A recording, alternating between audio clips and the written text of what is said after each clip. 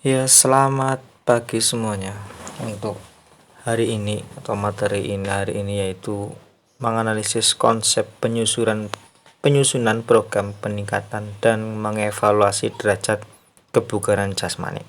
Nah, ini untuk materinya. Untuk yang pertama yaitu menganalisis konsep penyusunan program peningkatan kebugaran jasmani terkait kesehatan. Nah, kebugaran jasmani sendiri itu merupakan kesanggupan dan kemampuan tubuh melakukan penyesuaian atau adaptasi terhadap pembebasan fisik yang diberikan kepadanya, yaitu dari kerja yang dilakukan sehari-hari tanpa menimbulkan kelelahan yang berlebih. Intinya kebugaran jasmani yaitu kesanggupan atau kemampuan tubuh untuk melakukan kegiatan fisik tanpa menimbulkan kelelahan yang berarti atau yang berlebih. Itu pengertian kebugaran jasmani. Yang selanjutnya yaitu faktor-faktor yang mempengaruhi kebugaran jasmani. Faktor-faktornya, nah ini ada genetik atau keturunan. Terus yang kedua ada umur. Yang ketiga jenis kelamin. Yang keempat kegiatan fisik. Yang terakhir yaitu kebiasaan, contohnya itu ada merokok. Nah, ini faktor-faktornya ada 1, 2, 3, 4, 5 yang mempengaruhi kegiatan kebugaran jasmani. Jadi genetik, contoh jenis kelamin laki-laki dan perempuan itu kebugaran jasmaninya berbeda. Umur juga, yang muda dan yang tua itu jelas sangat berbeda kebugaran jasmaninya. Untuk yang pertama yaitu aktivitas belajar untuk menganalisis konsep penyusunan program peningkatan daya tahan jantung, paru, peredaran darah. Daya tahan kardiovaskuler adalah kemampuan seorang dalam mempergunakan sistem jantung, paru-paru, dan peredaran darahnya secara efektif dan efisien untuk menjalankan kerja secara terus-menerus yang melibatkan kontraksi otot dengan intensitas tinggi dalam waktu yang cukup lama. Yang kedua yaitu daya tahan endurance, dibagi menjadi dua, yaitu ada daya tahan kardiovaskuler dan daya tahan otot. Nah, daya tahan kardiovaskuler tadi sudah dijelaskan. Terus yang kedua yaitu daya tahan otot, merupakan kemampuan seorang untuk mempergunakan ototnya untuk berkontraksi secara terus-menerus dalam waktu yang relatif lama dengan beban tertentu. Itu pengertian daya tahan kardiovaskuler dan pengertian daya tahan otot. Nah, latihan yang dapat meningkatkan dan mengembangkan daya tahan jantung dan paru banyak jenisnya, antara lain yaitu ada lari jarak jauh, lari lintas alam, interval training. Terus itu atau interval training yaitu merupakan suatu sistem latihan yang diselilingi masa-masa istirahat. Interval training adalah cara latihan yang penting dimasukkan dalam program keseluruhan. Bentuk latihan dalam interval training dapat berupa lari interval running atau lari interval running. Nah, dalam bagian ini akan dijelaskan mengenai interval training. Interval training adalah cara latihan yang penting. Nah, tadi sudah dijelaskan. Selanjutnya yaitu beberapa faktor yang harus dipenuhi dalam menyusun program interval training. Antara lain yang pertama A, intensitas latihan atau beban latihan. Intensitas latihan yang telah kita lakukan dapat dipantau melalui perhitungan denyut nadi dengan cara meraba pergelangan tangan 3 jari, jari tengah, jari telunjuk, dan lainnya. Cara menghitung hasilnya adalah hitungan denyut nadi selama 15 detik dikalikan 4 atau selama 10 detik dikalikan 6. Nah, itu untuk perhitungan intensitas latihan beban latihan. untuk denyut nadinya. Nah, faktor yang kedua untuk interval training yaitu lamanya latihan. Latihan dapat dikatakan bermanfaat untuk kesehatan dan dapat meningkatkan kebugaran jasmani jika dilaksanakan 15 menit hingga 30 menit. Nah, jadi kalau latihan hanya 2 atau 5 menit, nah, itu belum dikatakan bermanfaat. Dan latihannya juga minimal seminggu itu 3 kali. Nah, cobalah ya.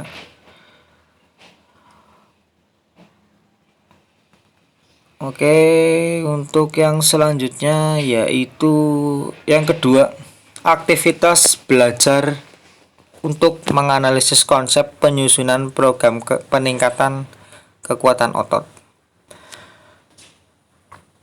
Kekuatan merupakan salah satu unsur dalam prestasi berbagai cabang olahraga. Hampir semua cabang olahraga memerlukan kekuatan.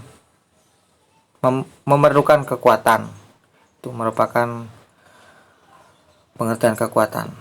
Nah, Sajoto berpendapat bahwa kekuatan adalah komponen kondisi fisik seseorang tentang kemampuannya dalam mempergunakan otot untuk menerima beban sewaktu kerja.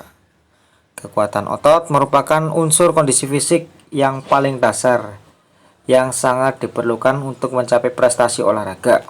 Nah, itu yang paling dasar untuk mencapai prestasi olahraga yaitu kekuatan otot. Salah satu bentuk latihan untuk meningkatkan kekuatan otot adalah dapat dilakukan dengan program pelatihan berbeban. Nah, menurut Sajoto, program pelatihan meningkatkan kekuatan otot yang paling efektif adalah program pelatihan dengan memakai beban atau weight training program. Latihan beban adalah jenis latihan yang mengembangkan kekuatan otot yang menggunakan gaya berat gravitasi untuk menentang gaya yang dihasilkan oleh otot melalui kontraksi konsentris atau eksentrik. Latihan beban diantaranya adalah, nah ini contoh latihan bebannya. Yang pertama atau yang A itu ada leg press. Tujuannya untuk melatih otot kaki dan paha. Nah, ini gambaran dari leg press. Ini untuk meningkatkan kekuatan otot kaki dan otot paha.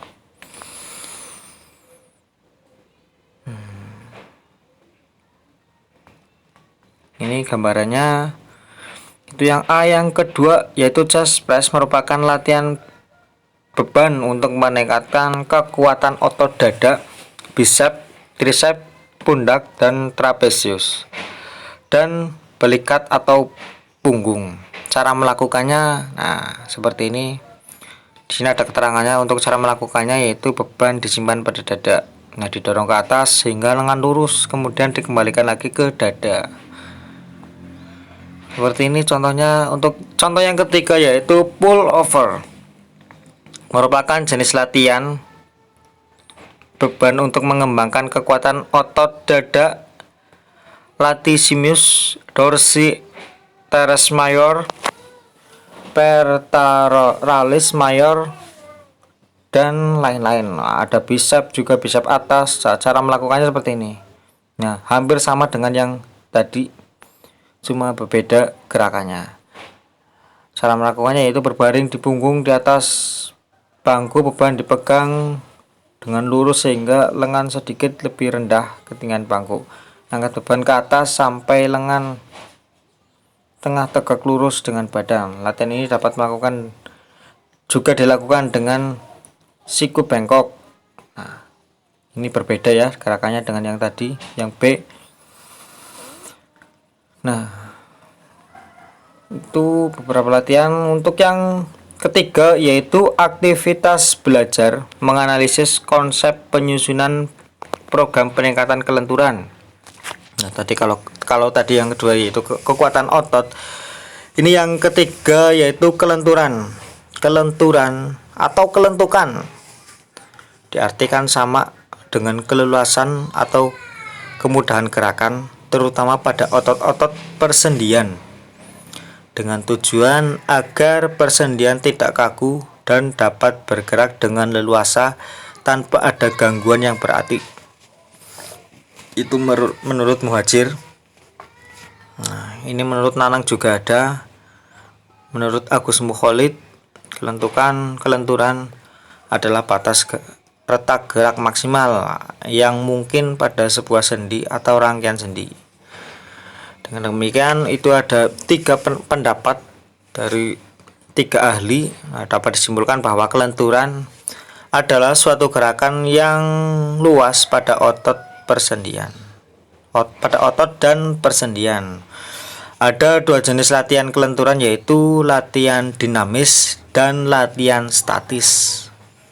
Bentuk-bentuk latihan kelenturan leher, latihan kelenturan sendi bahu, latihan kelenturan otot pinggang, latihan kelenturan sendi pinggul, latihan kelenturan sendi lutut, latihan kombinasi gerak sendi pinggul, pinggang, dan lutut. Gerakan koordinasi.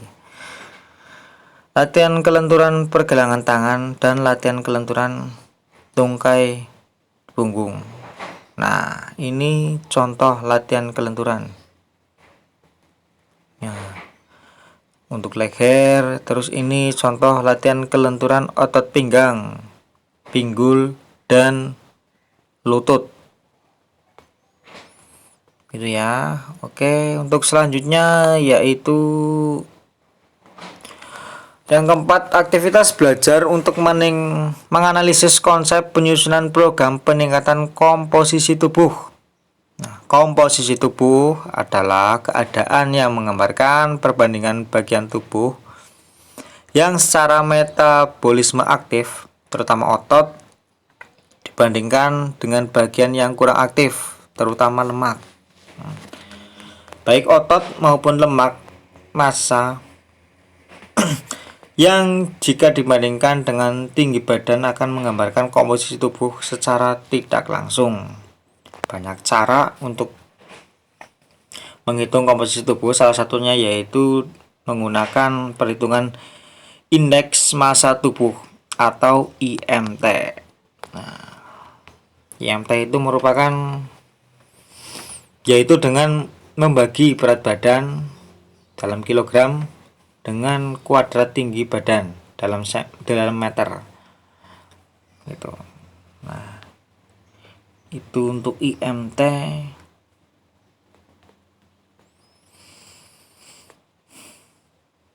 Untuk selanjutnya yaitu yang B, mengevaluasi derajat kebugaran jasmani terkait kesehatan. Oke. Yang pertama yaitu aktivitas belajar untuk mengevaluasi derajat daya tahan jantung, paru, peredaran darah. Nah, tadi sudah dijelaskan untuk yang A. Cara latihannya yaitu yang B, ini cara melakukan evaluasinya. Nah, ini contohnya. Yang pertama, lakukan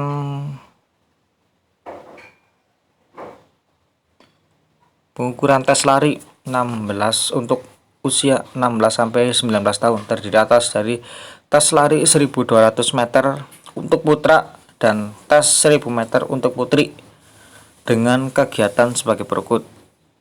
Nah, ini kegiatannya untuk putra yaitu 1200 meter dan untuk putri yaitu 1000 meter.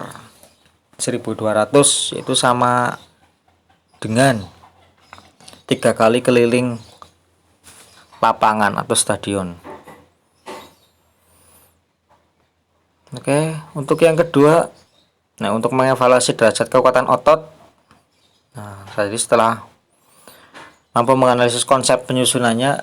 Ini untuk prakteknya seperti ini, kekuatan otot.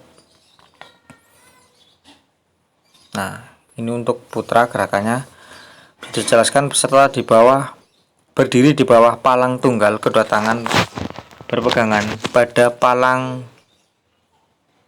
tunggal selebar bahu. Nah, ini pegangannya untuk putra, yaitu gerakan pull up. Nah, untuk gerakannya, untuk putra mengangkat tubuh dengan membengkokkan kedua lengan sehingga dagu menyentuh atau berada di atas palang tunggal. Kemudian kembali ke sikap permulaan. Gerakan ini dihitung 1 kali. Nah, gerakannya dilakukan berulang-ulang tanpa istirahat sebanyak mungkin selama 60 detik. Ya, jadi waktunya 60 detik, silakan melakukan sebanyak-banyaknya. Kalau bisa 5, 5, 10, 10 atau bahkan lebih sampai 20, 30 selama 60 detik sebanyak-banyaknya. Ini untuk gerakan putra, berbeda dengan putri. Nah, kalau putri seperti ini, berarti beda pada pegangan tangannya, putra dan putri. Oke.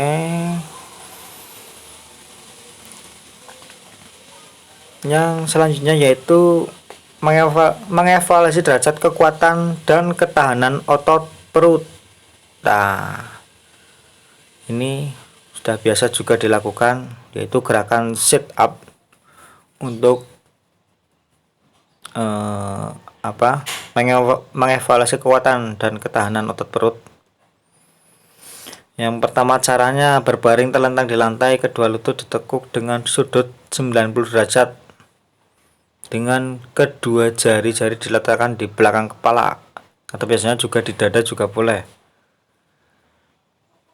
Peserta lain menekan atau memegang kedua pergelangan kaki agar tidak terangkat. Nah, gerakannya sudah pada tahu. Nah, ini juga sama dilakukan berulang-ulang tanpa henti selama 60 detik sebanyak-banyaknya gitu. Nah, nanti yang dicatat yaitu hasilnya. Untuk yang C yaitu mengevaluasi derajat kelenturan atau kelentukan, sama saja. Nah, ini untuk kelenturan. Yang pertama, berdiri di atas bangku dengan kedua kaki lurus dan rapat tanpa alas kaki. Yang kedua, secara perlahan-lahan bungkukkan badan dengan posisi lengan dan kedua tangan lurus ke bawah menyentuh mistar. Jadi nanti ada mistarnya. Usahakan agar ujung jari kedua tangan mencapai mistar sejauh mungkin dan pertahankan selama 3 detik. Nah, nanti jadi duduk, ditarik kedua telapak tangan, ditaburi kapur agar mencapai pencapaian ada tanda bekasnya. Nah, nanti yang diukur yaitu adalah tanda bekas dari sentuhan terjauh dari jangkauan tangan pada mistar selama 3 detik. Itu. Nah, ini kategori baik sekali, yaitu jangkauan tangan lebih dari 19 cm. Nah, baik apabila jangkauan tangan 11,5 sampai 19 cm, sedangkan jangkauan tangan 1,5 sampai kurang dari 11,5, kurang apabila jangkauan tangan min 6,5 sampai 1,5, itu bisa dikatakan kurang. Nah, kurang sekali apabila jangkauan tangan kurang dari min 6,5 cm. Untuk penilaiannya kelentukan atau kelenturan. Yang selanjutnya yang D yaitu mengevaluasi derajat komposisi tubuh. Nah, tadi sudah dijelaskan IMT atau indeks massa tubuh. Lakukan pengukuran tes menggunakan IMT atau indeks massa tubuh. Caranya berikut. Nah, ukur berat badan dan tinggi badan masing-masing. Hitunglah IMT masing-masing dengan menggunakan rumus berikut. Setelah tadi di atas sudah dijelaskan rumusnya, nah setelah diperoleh nilai IMT, kalian dapat melihat kategori komposisi tubuh dengan melihat tabel berikut. Nah, ini merupakan tabel kriteria Organisasi Kesehatan Dunia atau WHO untuk IMT kegemukan dan obesitas. Nah, ini ada keterangannya: kurus, normal, kegemukan, obesitas ada tingkat 1, 2, dan 3. Nah, itu untuk penjelasan hari ini. Nah, kita lanjutkan lagi minggu depan. Tadi sudah dijelaskan apa caranya dan cara latihannya dan evaluasinya juga sudah dijelaskan. Kita lanjutkan lagi minggu depan. Oke, terima kasih. Cukup sekian dari saya. Wassalamualaikum warahmatullahi wabarakatuh.